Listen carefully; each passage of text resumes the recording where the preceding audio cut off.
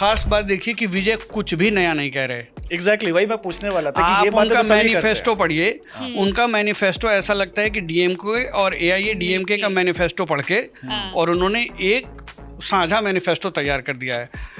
ठीक है, सिर्फ इतना करते हैं, उनके पास कोई रोड मैप नहीं है, कोई नई पॉलिसी लेकर नहीं आए हैं, कोई नई आइडियोलॉजी लेकर नहीं आए हैं, वो सिर्फ इंटेंट की मैसेजिंग कर रहे हैं। यही मेरे को समझना है कि ये फिल्म को जो टूल बना के यूज करते हैं, तमिलनाडु की पॉलिटिक्स का इतिहास रहा है, चाहे वो करुणानिधि अन्नादुराई से लेकर के एमजीआर हो, ये कैसे मैनेज कर लेते हैं और ये बाकी स्टेट्स में ये सक्सेसफुल क्यों नहीं होता? तो इन लोगों ने बहुत पहले ये समझ लिया कि भैया पैम्फलेट तो बांटते रह जाएंगे, सिनेमा तो with in 3 hours will reach millions of people.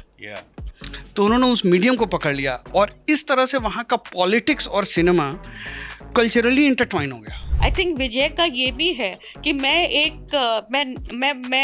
आप ही की तरह, मैं हीरो हूँ, मैं सुपरस्टार हूँ, लेकिन मैं आप ही की तरह का आदमी हूँ क्योंकि मैंने आपकी लड़ाई लड़ी है स्क्रीन पर और मैं यही करूँगा। You know, the cinema with this kind of a setting actually became a political rally. So the audience is not merely watching a story, it is also absorbing a message. MGR हो, वो पहले DMK में थे, उनको nurture किया गया, फिर उन्होंने अपनी पार्टी बनाई। जयललिता को एमजीआर ने नर्चर किया। विजय तो मतलब बिल्कुल ही फ्रेश है। तो किस तरीके से इन्होंने ये उम्मीद जगा दी और विश्वास कैसे जगा दिया जनता में कि आप मेरे को वोट दो? आपको लगता है कि ये बहुत कोलोसल फेलियर रहा है रजनीकांत और कमल हसन का कि इन्होंने इस वैक्यूम को भरने की कोशिश नहीं की? कमल हसन तो बहुत दिन से ट्राई कर रहे हैं लेकिन वो उस लेवल पर सक्सेसफुल नहीं हो पाया। रजनीकांत ने बोला था कि मैं आऊंगा लेकिन उन्होंने फिर वो कर दिया। कमला Hasan was never the massy star. He was always considered niche, थोड़ा cerebral, थोड़ा दिमाग वाले, मतलब बट रजनीकांत was नहीं, Rajinikanth was a major massive star, लेकिन उनका क्या है, I think his timing was off. एक और चीज़ होती है कि ये यूथ जो है वो द्रविडियन पॉलिटिक्स में बड़ा नहीं हुआ है। It has no memory of Periyar or the rationalist movement in Tamil Nadu. उसको वो सब नहीं पता है, वो एमजीआर के ज़माने से नहीं है। अब उसने और कुछ तो देखा ही नहीं है, उसने वो सोशल इनइक्विटी तो देखी ही नहीं है जो कि जिसके खिलाफ पेरियार और करुणानिधि या एमजीआर इन लोगों ने जो है वो स्ट्रगल लड़े।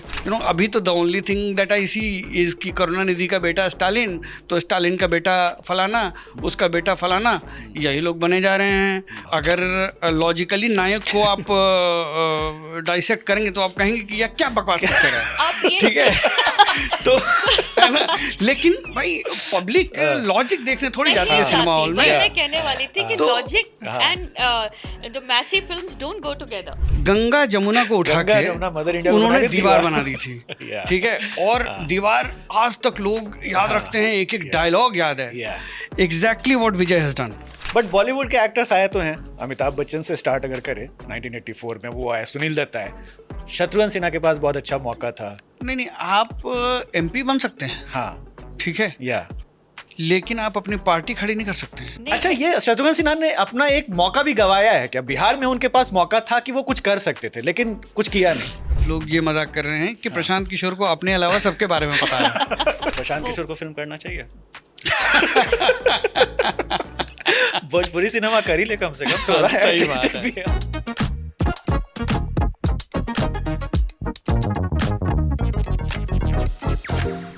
सो welcome to yet another episode of Picturebaazi, एक ऐसा पॉडकास्ट जहां बातें होती है सिर्फ सिनेमा की, लेकिन आज बात सिनेमा के अलावा politics and politicians in Indian cinema की बात होगी। वजह साफ है, तमिलनाडु में जो इलेक्शंस हुए हैं उसमें कुछ चमत्कार हुआ है। थलपति विजय, उन्होंने अपनी पार्टी बनाई 2 साल पहले और उनकी पार्टी जो है वो 100 से ज़्यादा सीट जीत गई और डीएमके की गवर्नमेंट को उखाड़ फेंका एक तरीके से। तो अब उनकी पार्टी जो है वो वहाँ पे सरकार बनाने वाली है। तो ये चमत्कार कैसे हुआ और कैसे तमिलनाडु पॉलिटिक्स में सिनेमा का बहुत बड़ा रोल होता है और क्यों उस तरीके का इम्पैक्ट बाकी रीजनल फिल्म इंडस्ट्री या बॉलीवुड नहीं कर पाती है, इसको समझने की कोशिश करेंगे आज के पॉडकास्ट में। और मेरे साथ है मेरी को host Shubhra Gupta, Indian express के फिल्म क्रिटिक एंड ऑथर, और आज खास गेस्ट हैं सीनियर एडिटर इंडियन एक्सप्रेस से दीप्तिमान तिवारी। और दीप्तिमान आज मेरे साथ बहुत दिनों के बाद मिले हैं तो आज इनका पूरा ज्ञान निचोड़ेंगे हम लोग। ठीक है, तो सर क्या हुआ है तमिलनाडु में, थोड़ा समझाइए हमें कि ये विजय साहब जो है इतना ज़बरदस्त पुल ऑफ कैसे मैनेज किया इन्होंने?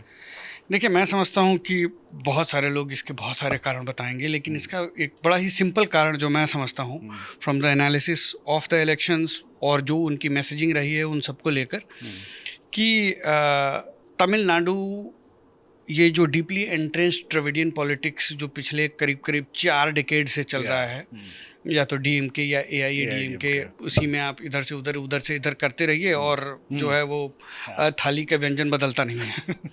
ठीक है, बस थाली बदलती रहती है। तो उससे लोग परेशान हो गए थे। The state was pregnant with change. Vijay came in the 8th month and delivered. एक बात मैं पूछना चाह रही हूँ, जेनजी के बारे में इतना लोग बोल रहे हैं, उनका कितना योगदान था इस जीत में?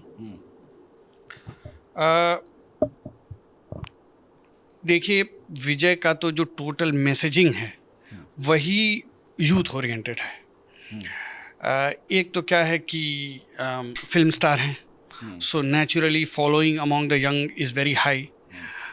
आपने अपनी फिल्म्स के थ्रू ही अपनी एक पर्सोना एस्टैब्लिश कर रखी है, अपनी सिनेमा के थ्रू। दूसरा, आपकी जो मैसेजिंग है वो क्या मैसेजिंग है? आप जॉब्स की बात कर रहे हैं, अनएम्प्लॉयमेंट की बात कर रहे हैं, करप्शन की बात कर रहे हैं, आप एजुकेशन की बात कर रहे हैं कि हम स्कूलों को ठीक कर देंगे, जो है स्कूलों में एजुकेशन। तो ये जो थीम्स हैं, ये सारे थीम्स अपील करते हैं यूथ को। और एक और चीज़ होती है कि ये यूथ जो है वो द्रविडियन पॉलिटिक्स में बड़ा नहीं हुआ है। It has no memory of Periyar और the rationalist movement in Tamil Nadu. उसको वो सब नहीं पता है, वो एमजीआर के ज़माने से नहीं है। अब उसने और कुछ तो देखा ही नहीं है, उसने वो सोशल इनइक्विटी तो देखी ही नहीं है जो कि जिसके खिलाफ पेरियार और करुणानिधि या एमजीआर, इन लोगों ने जो है वो स्ट्रगल लड़े। तो इनकी मेमोरी एकदम फ्रेश है। उनको ये दिखता है कि भैया मेरे को अभी क्या मिल रहा है, अभी तो the only thing that I see is कि करुणानिधि का बेटा स्टालिन, तो स्टालिन का बेटा फलाना, उसका बेटा फलाना, यही लोग बने जा रहे हैं। वहाँ पे जयललिता तो शशिकला तो वो तो आपस में ही लड़े जा रहे हैं। भाई हमें क्या मिल रहा है? जॉब्स हैं नहीं, अपॉर्चुनिटीज़ हैं नहीं, जहाँ देखो वहाँ पे करप्शन है, इतने सारे एलिगेशंस हैं। इन सबसे छुटकारा चाहिए। तो एक आदमी आता है और कहता है कि, और आप ख़ास बात देखिए कि विजय कुछ भी नया नहीं कह रहे। एग्जैक्टली वही मैं पूछने वाला था कि आप ये बात उनका तो सभी मैनिफेस्टो पढ़िए। उनका मैनिफेस्टो ऐसा लगता है कि डीएमके और एआईएडीएमके का मैनिफेस्टो पढ़ के और उन्होंने एक साझा मैनिफेस्टो तैयार कर दिया है। ठीक है, सिर्फ इतना करते हैं। उनके पास कोई रोड मैप नहीं है तमिलनाडु के लिए। तो कोई भी इतना ज्यादा कोई पब्लिसिटी भी अपनी नहीं करी, प्रचार भी नहीं मैं किया, वही कह रहा हूँ, रोड शोज भी नहीं करे। तो मतलब उन अपनी बात उन्होंने पहुंचाई कैसे? 2-3 चीज़ें पहले मैं इसमें बता दूं। उनके पास तमिलनाडु के लिए कोई नया रोड मैप नहीं है, कोई नई पॉलिसी लेकर नहीं आए हैं, कोई नई आइडियोलॉजी लेकर नहीं आए हैं। वो सिर्फ इंटेंट की मैसेजिंग कर रहे हैं कि भाई मैं, सिस्टम वही रहेगा जो है वो क्या अपने मैनिफेस्टो में क्या लिखते हैं कि अच्छा वो इतने पैसे दे रहा है, हम महिलाओं को और इतने पैसे दे देंगे। अच्छा, डीएमके और एआईडीएमके नहीं, ये सब तो हम देंगे ही और ज़्यादा देंगे। ठीक है, हम स्कूल ठीक कर देंगे, कॉलेज ठीक कर देंगे, करप्शन ख़त्म कर देंगे। कैसे करेंगे इसका कोई वर्णन उनके मैनिफेस्टो में नहीं है। आप जो वेलफेयर बढ़ा रहे हैं उसका फिस्कल रोड मैप क्या है? कुछ नहीं है उसमें। ठीक है, so this is the pitching of a party which was actually not looking or not hoping that they will actually win the election. This is the pitching of a party which is trying to enter politics कि पहले घुस तो जाएं, पहले position तो बना लें, फिर बाद में फॉर्मुलेट करेंगे। अब आप जीत गए हैं क्योंकि आपका मैसेजिंग मेयरली क्या था? इंटेंट था कि मैं तुम्हें क्लीन पॉलिटिक्स दूंगा, मैं तुम्हें करप्शन फ्री गवर्नेंस दूंगा, मैं डिलीवरी करूंगा, मैं सब कुछ ठीक कर दूंगा क्योंकि तुम तो मुझे जानते हो, मैंने अपनी फिल्मों में यही किया है। यही मेरे को समझना है कि ये फिल्म को जो टूल बना के यूज़ करते हैं, तमिलनाडु की पॉलिटिक्स का इतिहास रहा है, चाहे वो करुणानिधि या अन्नादुराई से लेकर के एमजीआर हो, ये कैसे मैनेज कर लेते हैं और ये बाकी स्टेट्स में ये सक्सेसफुल क्यों नहीं होता? देखिए, तमिलनाडु की जो पॉलिटिक्स है वो सिनेमा से डीपली इंटरट्वाइंड है और आज से नहीं, आप 1940s में चले जाइए। ठीक है, एक्चुअली मतलब आप कह सकते हैं कि सीएन अन्नादुराई और करुणानिधि तो एक्चुअली स्क्रिप्ट राइटर्स थे। ठीक है, उन्होंने बड़ी हिट फिल्में लिखी हैं, एंड ऑल दोज फिल्में, जैसे करुणानिधि की एक पराशक्ति फिल्म थी जिसमें उन्होंने डायलॉग लिखे हैं, अन्ना दुराई का भी एक प्ले था जो कि बाद में जाके फिल्म में अडेप्ट हुआ. These were very deeply political films. ये इसमें कास्ट डिस्क्रिमिनेशन के खिलाफ क्रिटिक है, उसमें ब्राह्मणिज्म के खिलाफ क्रिटिक है, और आप डायलॉग सुनेंगे तो एक्सट्रीमली थिएट्रिकल डायलॉग्स हैं, ठीक है, which you know immediately connect करते हैं व्यूअर के इमोशन से. And at the same time you know the cinema with this kind of a setting actually became a political rally. So the audience is not merely watching a story, it is also absorbing a message, a political message. तो ये वहाँ पे एक बहुत पुराना tradition रहा है. जब हम लोग यहाँ पे लार्जली आप एंटरटेनर्स बना रहे हैं, बीच बीच में आप जो है वो एक दो पॉलिटिकल सटायर बनता था मैक्सिमम, बीच बीच में रोमांटिक सिनेमा भी बन रहा है, एक्शन भी बन रहा है, मतलब हर तरह का मसाला आप परोस रहे हैं बॉलीवुड में. वहाँ पे आपने सिनेमा को मीडियम ऑफ आइडियोलॉजिकल इंडोक्ट्रिनेशन बना दिया, तमिलनाडु में खास करके. और उसके बाद आप देखिए इस आइडियोलॉजिकल इंडोक्ट्रिनेशन का व्हीकल कौन था? MGR. क्योंकि उनके कैरिज्मेटिक स्क्रीन प्रेजेंस से this message was being delivered. So after a few years this person himself enters into politics and starts AIADMK. Okay. So by the time DMK is formed and is, you know, circling around power in the 1960s, तब तक तो आपने cinema के through अपनी messaging और अपनी ideology लोगों तक पहुंचा चुके हैं. आप सोचिए उस समय Tamil Nadu was also a semi literate state, ठीक है. तो इन लोगों ने बहुत पहले ये समझ लिया कि भैया पैम्फलेट तो बांटते रह जाएंगे, सिनेमा तो with in 3 hours will reach millions of people. तो उन्होंने उस मीडियम को पकड़ लिया और इस तरह से वहाँ का पॉलिटिक्स और सिनेमा कल्चरली इंटरट्वाइन हो गया. तो ये तो तमिलनाडु में तो जो आप कह रहे हैं ये तो हमेशा से देखा गया है. 60s 50s और उससे पहले भी जो चंद्रलेखा एक फिल्म थी जिसमें एक वो जो ड्रम सीक्वेंस है, जो प्री इंडिपेंडेंस फिल्म है, इतनी स्ट्रांगली पॉलिटिकल फिल्म थी वो. और उसके बाद जो सारे के सारे वो उनका जो पूरा एक कनेक्शन है to play larger than life mythological heroes, particularly MGR, जिस तरह से आपने बोला थिएट्रिकल, वो स्टेज पर, हाँ एनटी रामाराव आंध्रा में, हाँ लेकिन यहाँ से ये जो सब कुछ हुआ तो शुरुआत तो तमिलनाडु से ही हुई थी. और उसमें ये था कि हम आएंगे स्टेज पर and we will not have any conversations, we will declaim.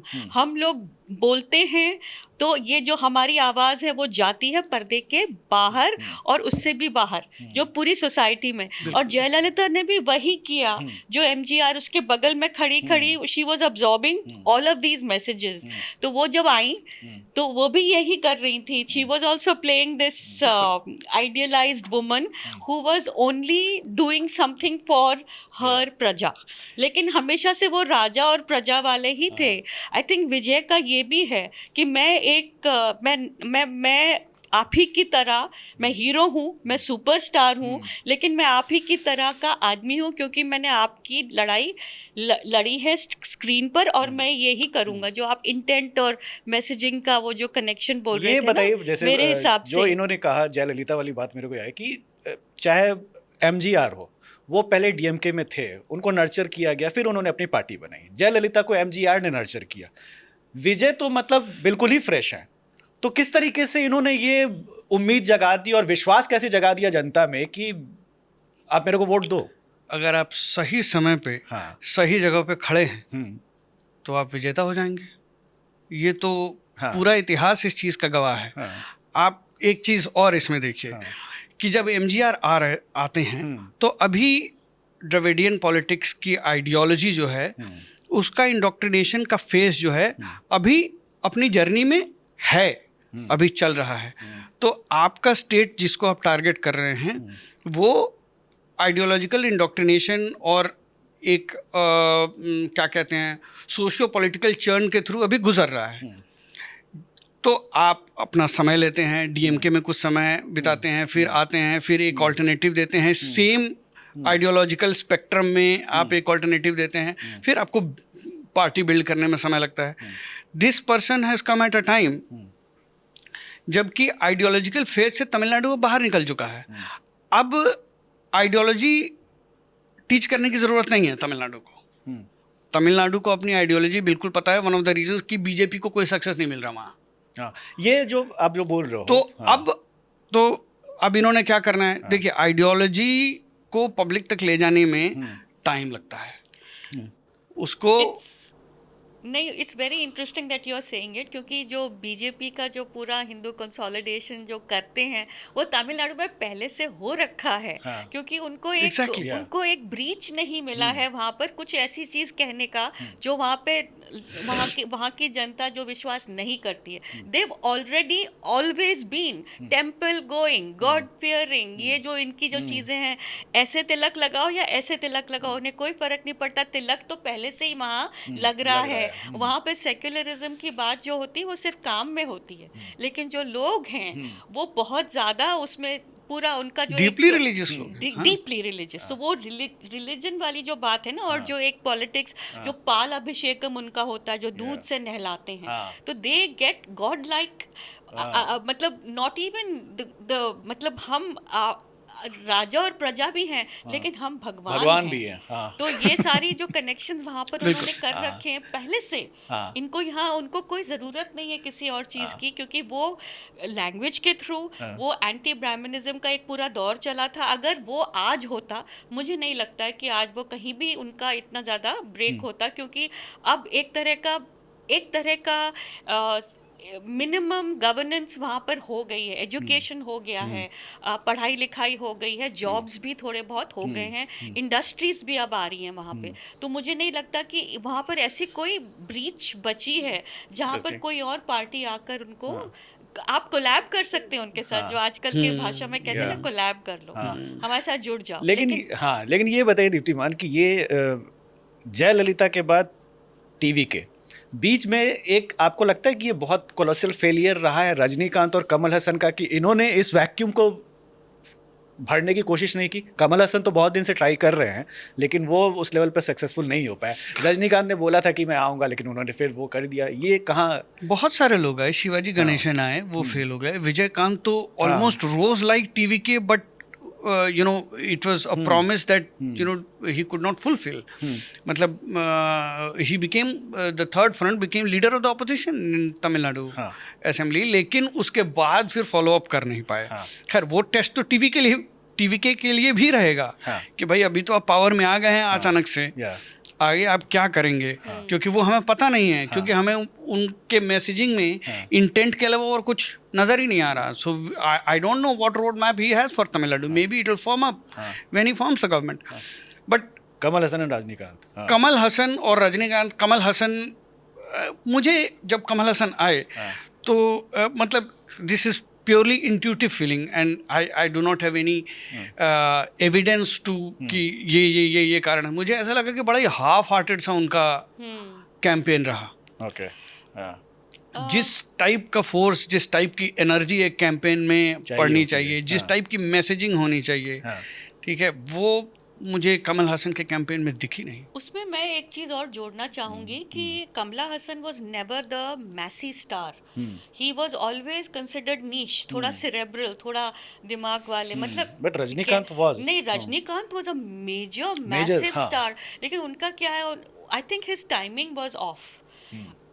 He did try, और उन्होंने कमला हसन से ज़्यादा ट्राई किया, ऐसी बात नहीं है, लेकिन कमल हसन का बस यही था कि मैं दशावतारम मैं प्ले करूँगा, मैं 10 विष्णु के अवतार प्ले कर सकता हूँ, लेकिन आप अगर मुझे बाहर निकाल दें तो फिर मैं उस तरह की बात कर ही नहीं सकता जो मैं जननायकन बन जाऊँ। ये कमला हसन की एक लिमिटेशन थी in I believe and I think it is also something that is well known कि उनकी जो पूरा एक उनका जो एक अपील है और इनका जो फैन बेस है वो अपने को मैसी नहीं बुलाता। और साउथ में एक और चीज़ मैं कहना चाहूँगी कि मैस का जो पूरा डेफिनेशन है वो बिल्कुल ही अलग है। When they say mass, they mean people like Yash, they mean people like Rajinikanth, they mean people like Vijay, जो एक उनकी जो फिल्में हैं जो they translate into the kind of hysteria जो कभी इनके साथ, कमला हसन के साथ कमी होता था। बट देखिए रजनीकांत एक और का चीज क्या? उसमें मैं ऐड करता हूँ, जैसे कि इन्होंने बोला कि कमला हसन की फिल्म स्लाइटली सेरेब्रल होगी। Yeah.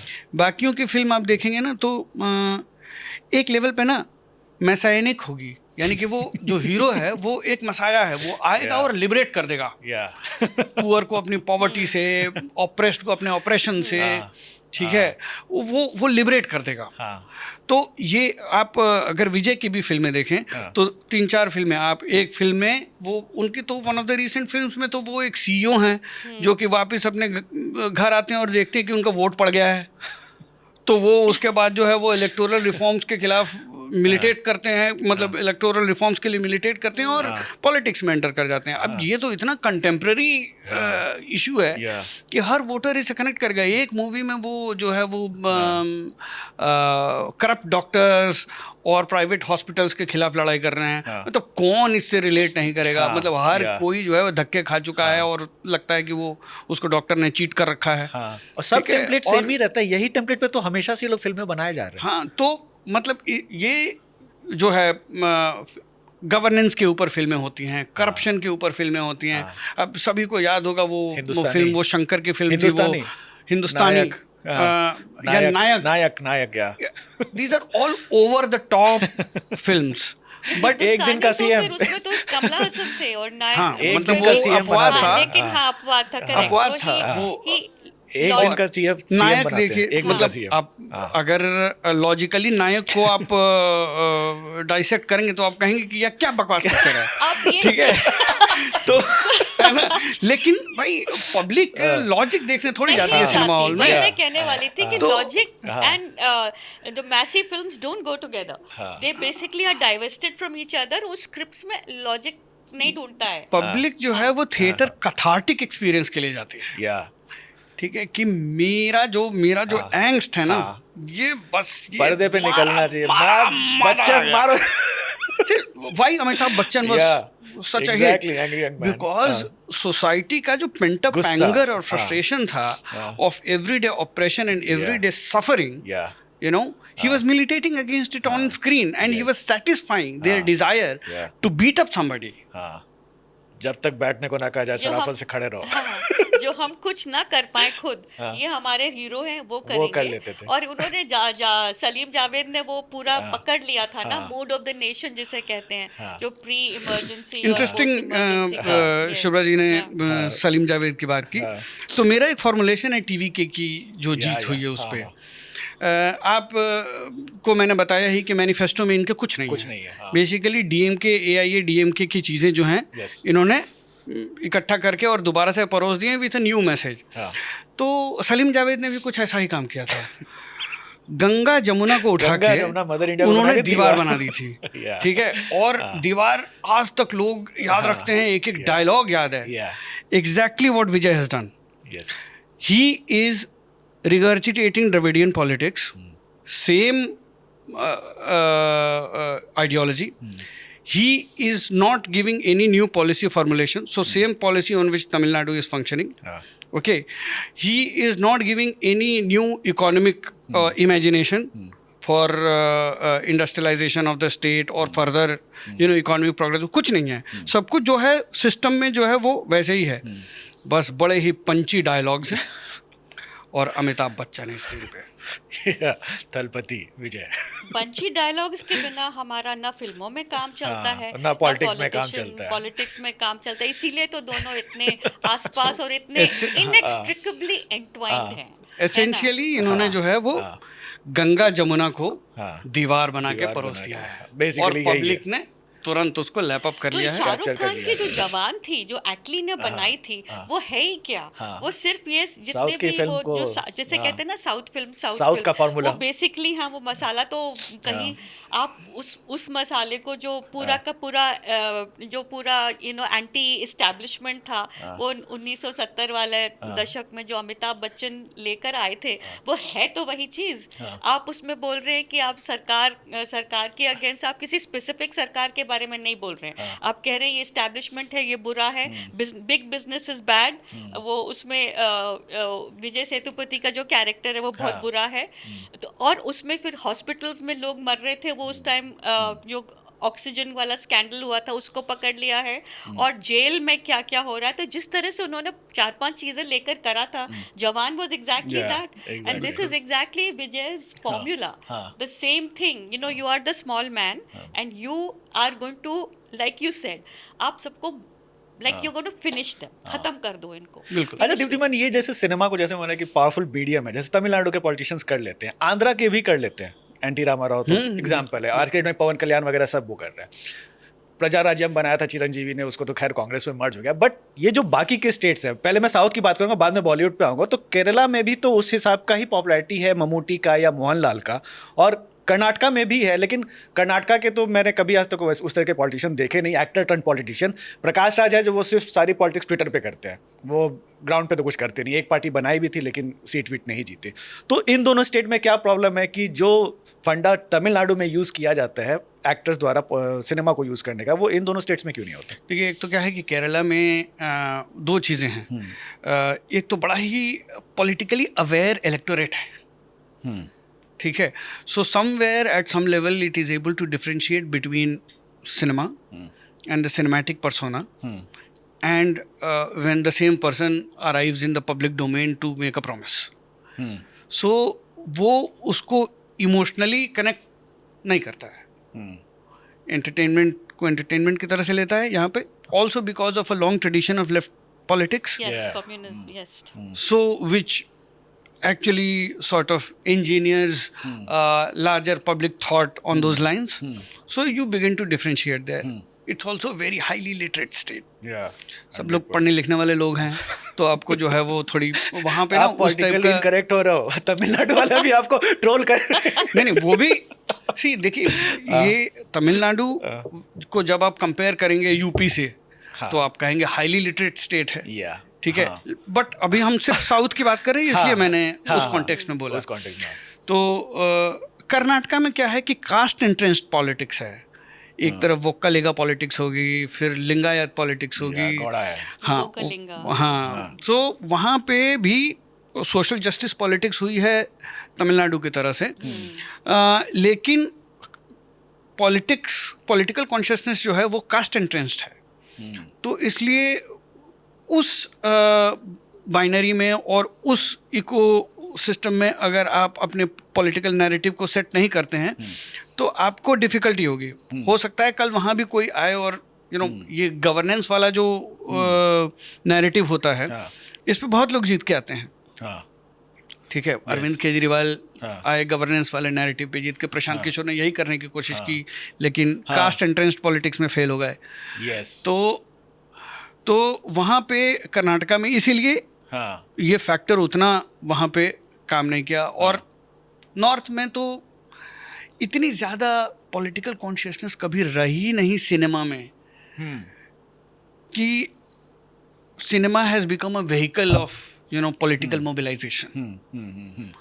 हमने पॉलिटिकल फिल्में बनाई हैं, मतलब जावेद अख्तर और सलीम खान की जितनी फिल्में थी, आंधी सोशलिस्ट मैसेजिंग वाली फिल्में थी, but in a way they were merely articulating public angst and frustration. They were not actually giving a solution.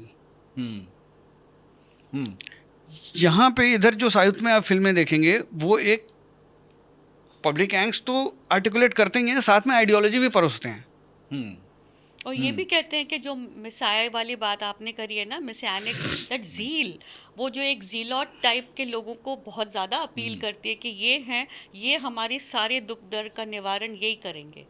तो ये यहाँ पर हम हमारे नॉर्थ में तो कभी मतलब हमने देखा नहीं है, लेकिन जिस तरह की फिल्में जो जैसे श्याम बेनेगल वगैरह ने बनाई वो थी, वो They were not mass film. Massive very film, very mass film, niche very niche, and हाँ. people barely saw them।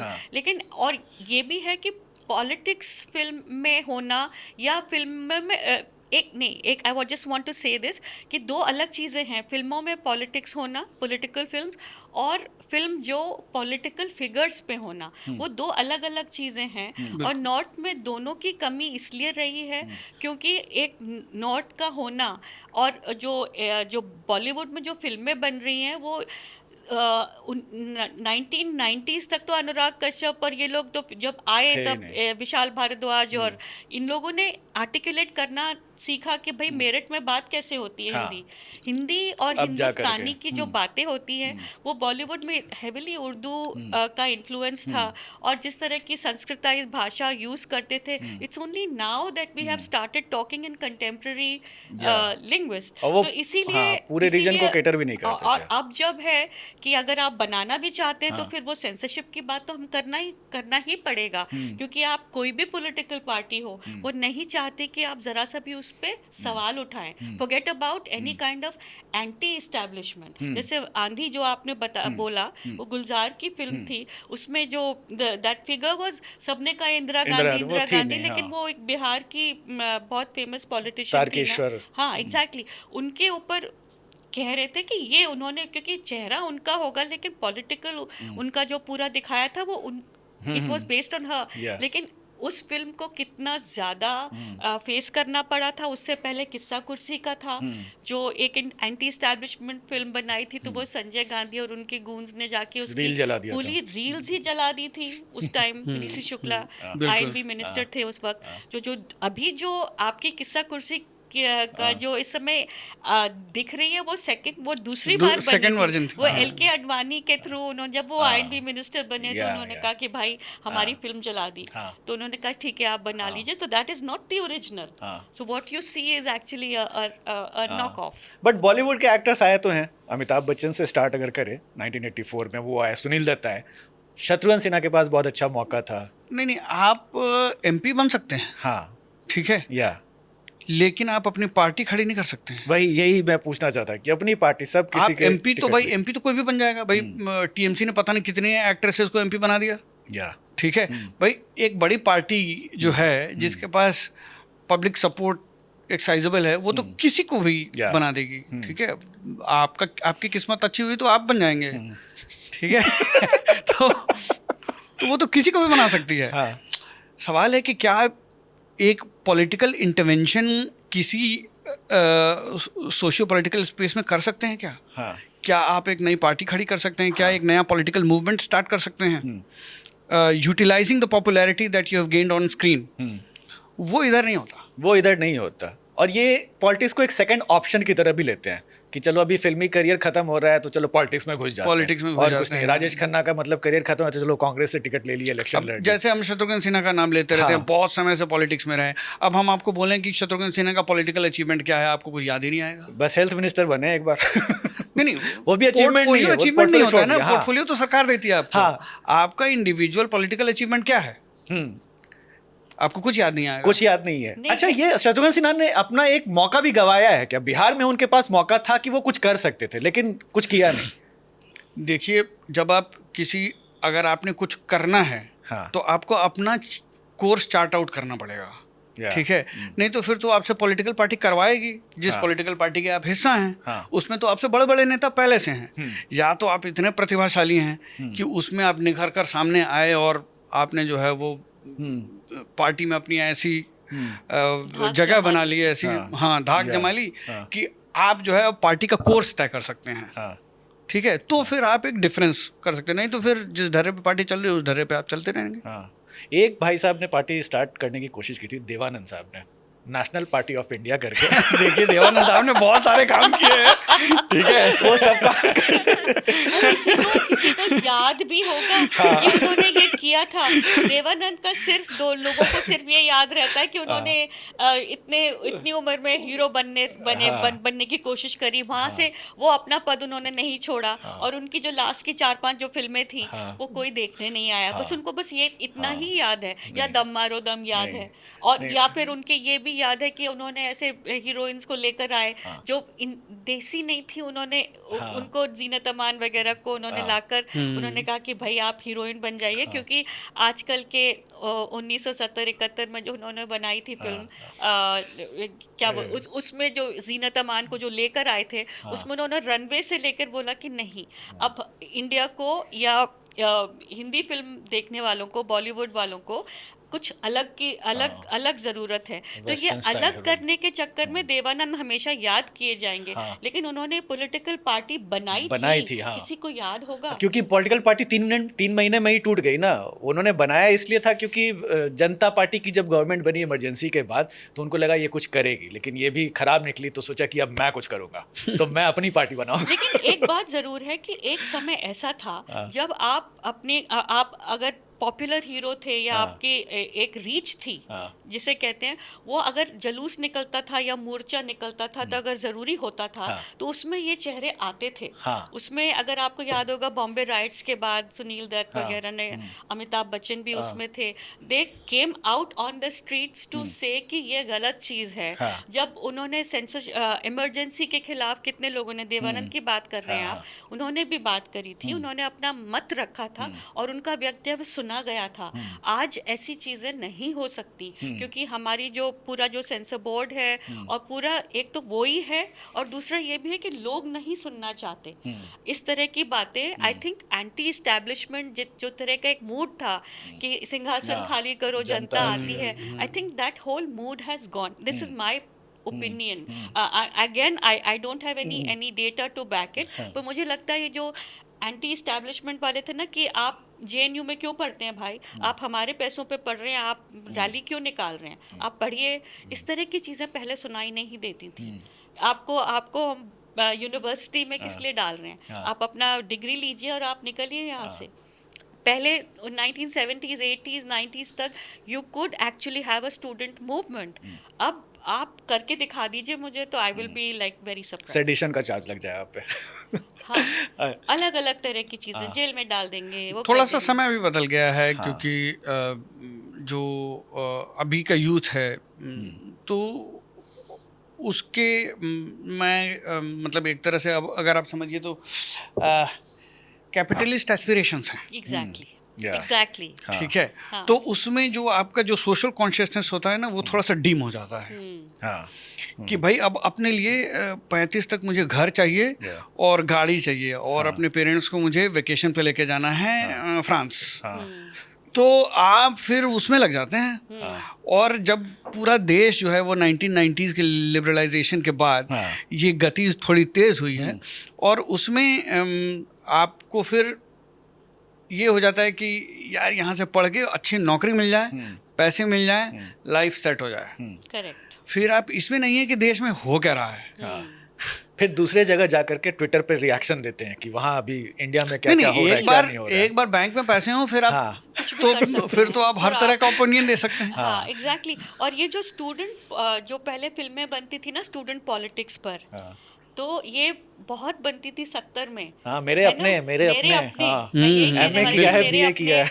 उसके बाद सुधीर मिश्रा ने जब बनाई थी हजारों ख्वाहिशें ऐसी, वो इतने सालों के बाद वो फिल्म बनी थी, वो आज भी एक माइलस्टोन है उसको, क्योंकि उसके बाद इस तरह की फिल्म बनी ही नहीं। उन्होंने it's a very strongly political film. अगर आज आप देखें तो उसमें एंटी कांग्रेस के इतना सारा उन्होंने जो पोर्शंस उन्होंने शूट किए हैं, और उन्होंने लोगों ने बोला है, आज आप करके दिखा दीजिए, नहीं हो सकता। But again even Hazaaron Khwaishein Aisi was received by the audience as a period drama. Yes, it was not a commercial a tale success. of contemporary politics. So आप बहुत अच्छे से बनाई थी, बहुत बढ़िया म्यूजिक था, great acting by all the actors and it was well received. But आप देखिए कंटेम्प्रेरी पॉलिटिक्स पे सिर्फ प्रोपेगेंडा फिल्में बन रही हैं और कोई फिल्म बन नहीं रही है।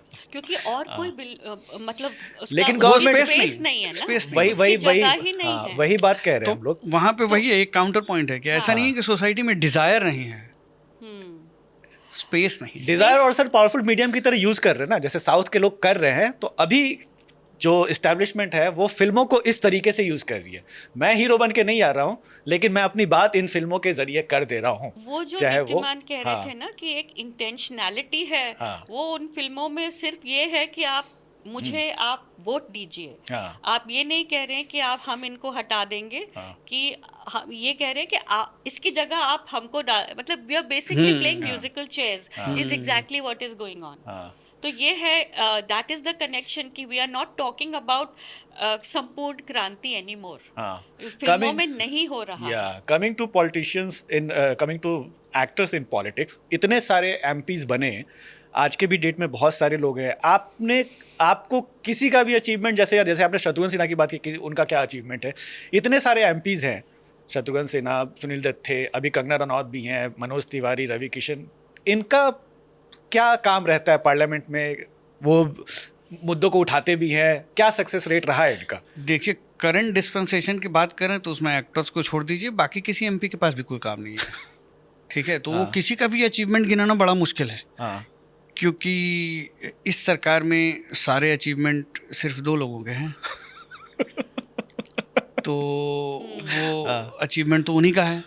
और होगा भी, क्योंकि वर्चुअली सरकार वही 2 लोग चलाते हैं, वही 2 लोग चला रहे हैं। तो और किसी का कोई अचीवमेंट है नहीं। आप जितने एमपी, जितने मंत्री मिलेंगे, वो इन्हीं दोनों का नाम हर चीज़ में आपको लेते हुए दिखेंगे कि इनके नेतृत्व में ये सफल हुआ है, इनके कुशल नेतृत्व से, इनके मार्गदर्शन से ये संभव हो पाया है। तो वो सब कुछ उनका है, और हार जीत सब कुछ उनकी है। उन्हीं के करिश्मा पे जो है वो ये लोग जीत रहे हैं। आप यूपी में जाएंगे तो जनता जो है अपने एमपी को पहचानती तक नहीं है। ठीक है, वो इनके नाम पे वो सब जीतते हैं। तो क्योंकि पब्लिक इनके नाम पे वोट करती है, लोग कहते हैं कि लैंप पोस्ट को भी खड़ा कर दिया जाएगा तो पब्लिक वोट कर देगी, जीत जाएगी। ये बात सच तो भी है। जहाँ पे इनका सपोर्ट बेस है वो इनका अपना सपोर्ट बेस है। यस। एमपी तो अभी के माहौल में तो फिर एक्टर्स को क्या बोलें, जब जो पॉलिटिशियंस हैं, जिन्होंने करियर पॉलिटिशियंस हैं, उनका कोई अचीवमेंट आपको नहीं दिखेगा। नहीं, माने ऐसी बात नहीं कि कंगना ने रनौत ने मतलब थोड़े से करने की कोशिश नहीं करी है, लेकिन उन्होंने इस तरह से बात जो करी है वो उल्टी पड़ गई है ना। वहाँ जाके अगर आप हिमाचल में जाके बोलेंगे हम इसका आपकी सड़कों के बारे में हम क्या कर सकते हैं, तो फिर लोग कहेंगे अच्छा, it becomes a completely like आपको हमने बनाया, यहाँ से वोट दिए हैं, आप क्या करेंगे हमारे लिए? आप कुछ नहीं करेंगे, आप सिर्फ उनके लिए एक उनकी सरकार में आप एक हिस्सा हैं। लेकिन जैसे दीप्तिमान कह रहे थे, किसी को नहीं पता, इनकी तो अपनी पहचान थी पहले, लेकिन आप किसी चीफ मिनिस्टर को सिवाय एक आध को यूपी में जो हैं उनकी अपनी एक पहचान है, बाकी आप किसी को भी बता दीजिए कोई याद ही नहीं करते, क्योंकि उनके सारे जैसे नेतृत्व है, उनके मार्गदर्शन से, उनके जितने भी मतलब बेसिकली दे आर द करता एंड धरता, तो बाकी सब। तो कुल मिला के आप नहीं कह रहे हैं कि विजय जैसा जो फिनोमेना है वो नॉर्थ में कभी हो सकता है? नहीं, मैं कभी तो भाई कभी तो कह ही नहीं सकते कि कभी क्या होगा, किसने देखा है ना। बट तो अभी की जो परिस्थिति है उसमें संभव नहीं दिखता। जो पहले की पृष्ठभूमि है उसमें संभव नहीं दिखता। आगे क्या होगा, सिनेमा का रूप बदल जाए, सोसाइटी का रूप बदल जाए। देखिए अल्टीमेटली तो सिनेमा और समाज एक दूसरे के पूरक हैं। ठीक है, जैसा समाज होता है वैसी फिल्म बनती है, और फिल्म एक तरह से कहीं ना कहीं समाज को शेप करती है। ये इंडिया की रियलिटी है। इन इंडिया जो है cinema is not merely a piece of entertainment. Cinema also is like a mirror, आपको एक मिरर दिखाती भी है, लेकिन जो आपके जो ओपिनियन शेप करने में और इमोशन शेप करने में और इमोशंस को बिल्कुल हिला देने में, ये एक सिनेमा ही है जो सक्षम है। बाकी आप कोई और भी आप मैस मीडियम उठा के देख लीजिए, सिवाय व्हाट्सएप के और सिवाय आजकल जो रील्स चल रही हैं, जो 1 मिनट की जो रील्स होती हैं, उनका एक पावर है जो अभी तक हमने मतलब पॉलिटिकल पार्टीज़ को बिल्कुल समझ में आ गया है, क्योंकि उन्होंने व्हाट्सएप के थ्रू ही 2014 से लेकर अब तक जितने भी अगर आप देखेंगे, so that has been the communication and that has been उसके थ्रू आप आदमी फ़ोन लेकर आप अपना फ़ोन 1 मिनट के लिए नहीं छोड़ सकते हैं, तो आप जो है आप तो कैप्टिव ही हैं ना, तो वही एक माध्यम रह गया है। बाकी अगर आप देखें तो जो फिल्में जो भी हैं आजकल, लोग क्यों रो रहे हैं कि लोग पिक्चर देखने नहीं आते। लोग एक तरह की पिक्चर नहीं देख रहे हैं, जिस तरह की देख रहे हैं वो सारी मैसेजिंग वाली हैं, वो सारी प्रोपोगेंडा है, वो सारी जो इतने बड़े बड़े आप पर्दे पर आप यही दिखा रहे हैं कि हम ही हैं जो आपको बचा सकते हैं, बाकी सब हैं जो आपको खा जाएंगे, आपको निगल जाएंगे। We are the messiahs. तो वही है, आपके जो बगल वाले देश हैं वो आपको खा जाएंगे, और आपके जो बाकी जो एनिमीज हैं वो आपको खा जाएंगे। We are the only ones who can save you. So उसको देखने के लिए लोग देख रहे हैं, टिकट खरीद रहे हैं। बाकी आपको स्पेक्टिकल देखने हैं तो फिर आप राजामौली की जो पिक्चर है तेलुगु फिल्म को आप हिंदी में डब कर दीजिए तो वो देखने आते हैं।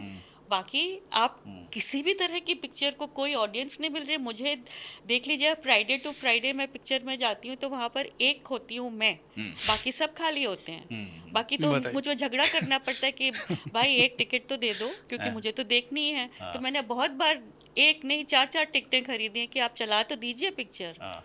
अच्छा। हाँ, क्योंकि मुझे तो देखनी ही है। 4 टिकट खरीदनी पड़ रही है। हाँ, 2 बार ऐसा 3 बार तो मेरे हो चुका है कि मैंने बोला है कि आपको दिखानी पड़ेगी, क्योंकि एक लॉ होता है, एक देयर इज अ लॉ कि आप मल्टीप्लेक्स में पिक्चर चला रहे हैं तो एक भी हो या नहीं आपको चलानी तो पड़ेगी ही। लेकिन सिंगल स्क्रीन में होता है कि भाई वो दे आर अपने मालिक, तो उनको या तो हमारा इतना हो कि हम मैंने एक बार I remember I bought 4 tickets नहीं तो वो चलाने वाले नहीं थे। तो ये हाल हो गया है कि अब सिनेमा एक तरह का सिनेमा चल रहा है जिसमें मैसेजिंग है, जिसमें इंटेंट है, और जिसमें लार्जर देन लाइफ जो उसमें फिट आ जाते हैं तो वो लोग आ रहे हैं देखने के लिए। नहीं तो आपकी जो मिडल ऑफ द रोड फिल्में हैं वो तो सब अपने OTT पे बैठे देख लेंगे, फ़ोन पे बैठे देख लेंगे। किसी को नहीं आना, किसी को नहीं पैसे खर्च करना। एक चीज़ समझना था मेरे को दीप्तिमान, क्योंकि इतनी हमने बात की कि हमने पहले भी कहा था आपसे कि थोड़ा मैं आपसे जानना चाहूँगा कि जिस तरीके का टीवी का विजय का फिनोमेना जो हमने देखा तमिलनाडु में, बहुत सारे लोगों ने ट्राई भी किया है। जैसे आम आदमी पार्टी आई और 1 साल के अंदर ही पार्टी लॉन्च हुई और एक तुरंत ही उसने सरकार बना ली, टीवी के ने बना ली। एक बड़े पॉपुलर नेता हैं, वैसे तो सेफोलॉजिस्ट भी थे, वो बहुत कुछ थे, पॉलिटिकल एनालिस्ट, प्रशांत किशोर। उन्होंने भी एक पार्टी अपनी बनाई बिहार में और 2 साल काफ़ी मेहनत भी की, एक भी सीट नहीं जीत पाए, और जबकि उनकी पॉलिटिकल अंडरस्टैंडिंग इतनी ज़्यादा थी। वहाँ पे कहाँ फेलियर हो गया? हालांकि सिनेमा का शो है, लेकिन मैं थोड़ा समझना चाहूँगा। थोड़ी सी उस पर मैं चुटकी लेता हूँ। 1 साल पहले, ठीक है, 2 मार्च 2025 का उनका एक वीडियो है जिसमें वो कह रहे हैं कि लिख के लीजिए मेरे से कि टीवी के पावर में आ रही है। यस ये वीडियो रिकॉर्ड कर लीजिए और जिस दिन रिजल्ट आएगा उस दिन चलाइएगा। कल से वो वायरल है। हाँ, तो तब से जो है चारों तरफ लोग ये मजाक कर रहे हैं कि प्रशांत किशोर को अपने अलावा सबके बारे में पता है। प्रशांत किशोर को कोई पिक्चर में कोई रोल नहीं देगा, क्योंकि उनको भोजपुरी सिनेमा कर लेना चाहिए मेरे हिसाब से। कुर्ता पजामा पहना हुआ आदमी जो है, वाइट टी-शर्ट, सफ़ेद टी-शर्ट कहने वाली थी, उनको अगर आप उनको अगर आप बड़े पर्दे पर किसको देखना चाहेंगे, क्या पहने? बिकॉज वो आवरण में भी बहुत ज़्यादा एक पावर है और it's very political, right? So who are you going to see? And उसका जो आप इनको लेंगे और फिर उनको देखने जो आएंगे और फिर जो फिल्म से जाके जो सोसाइटी में घुसता है और फिर सोसाइटी से वापस, इट्स अ सर्कल। तो किसको देखने आते हैं, किसकी टिकटें बिकती हैं और कौन उस मैसेजिंग को सुनकर उसको उस पर अमल कर फिर वापस उसी में जाती है, जैसे स्क्रिप्ट्स और लिखी जाए उस पर। It's a big big game. तो प्रशांत किशोर को फिल्म करना चाहिए। भोजपुरी सिनेमा कर ही ले कम से कम थोड़ा। सही बात है, सही बात है। बिहार में अगर कुछ करना है तो भोजपुरी सिनेमा कर ले। इससे तो ज्यादा ही वोट मिल जाएंगे, है ना?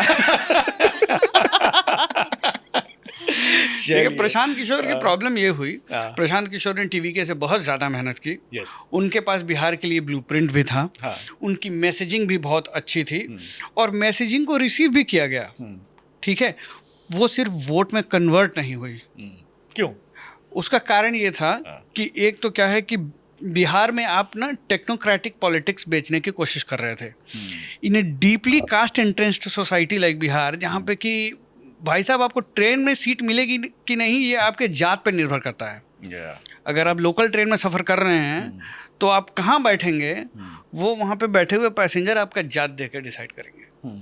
ठीक है, तो इस तरह से जहाँ पे कि इतना कास्ट का कॉन्शियसनेस होता है वहाँ पे आपको काफ़ी डीप सोशल इंजीनियरिंग की ज़रूरत होती है। मैं ये नहीं कह रहा कि उन्होंने की नहीं, उन्होंने अपने उसमें कोशिश की, बट वो आइडेंटिटी पॉलिटिक्स के नैरेटिव के थ्रू रूट नहीं हुई। अच्छा। वो आपने ग्राउंड लेवल पे कैंडिडेट सिलेक्शन के थ्रू तो सोशल इंजीनियरिंग की, लेकिन आपके पॉलिटिकल नैरेटिव में कास्ट एक्चुअली था नहीं। आप तो गवर्नेंस और डिलीवरी की बात कर रहे थे और आप पॉलिसी और इकोनॉमिक मॉडल की बात कर रहे थे, और आपने ये पकड़ लिया था कि भाई बिहार का यूथ बाहर ट्रैवल कर रहा है, यू नो जानवरों की ज़िंदगी जी रहा है बड़े शहरों में, उसको यहाँ पे जॉब चाहिए, इंडस्ट्रियलाइजेशन चाहिए। आपने वो सेंटिमेंट को पकड़ा और उसका पॉलिटिकल नैरेटिव तैयार किया, उसको पब्लिक ने रिसीव भी किया। लेकिन बिहार में एक और चीज़ है, बिहार की जो जनता है और जिस तरह का सोशियो पॉलिटिकल स्ट्रक्चर है वहाँ पे people value familiarity and proximity. तो आप जो कैंडिडेट आप देते हैं, आपने बड़ा पढ़ा लिखा कैंडिडेट आपने दे दिया, प्रोफेसर साहब एच.सी. वर्मा को दे दिया। हाँ, प्रोफेसर साहब जो हैं। अब आदमी जो गांव का आदमी है वो कहता है कि प्रोफेसर साहब जो है कलेक्ट्रेट में फ़ोन करेंगे मेरे लिए। थाना में अगर मेरा लड़का पकड़ा गया छुड़वाएंगे। See, these kind of things happen where the institutional system is not delivering for the people. लेकिन तो वो एक बड़ा सिस्टमिक प्रॉब्लम है। तो जिसको सुधारने के लिए किसी को आके और उसको सुधारेंगे, जब पावर में आएंगे तभी सुधारेंगे। लेकिन इमीडिएट कंसर्न तो आदमी का ये है कि भाई ये तो कब सुधरेगा, कब होगा। भाई अभी तो मुझे तो कल की चिंता करनी है।